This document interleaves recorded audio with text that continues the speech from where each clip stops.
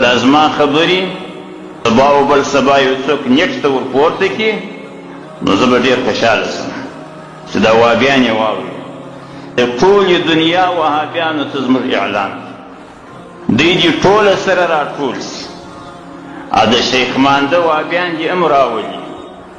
دا د دې په کندهار کې دا پټ وهابیان دې هم ورسره یو ځای شي، دا ښکاره وهابیان دې هم ورسره یو ځای شي، د سعودي او د هندوستان وهابیان دې هم راولي. هغه ابن تیمیه دې هم د قبر راپورته کړي او د دوی مشر نجدي دې هم د قبر راپورته کړي. هغه الباني چې اوس مړ شوی دی په سعودي کې دا دې هم د قبر راپورته کړي. دوی دې موږ ته دا ثابته کړي چې په پلانکي حدیث کې راغلي دي چې تراویح 8 رکعاته دي.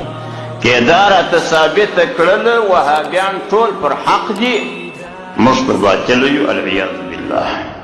که یو حدیث راته ثابت کړي، یو حدیث چې موږ ته راوښیي دا حدیث چیرې دی، دا ولې زما څه ورک دي، دا 8 رکعاتو حدیث ولې نه پیدا کېږي.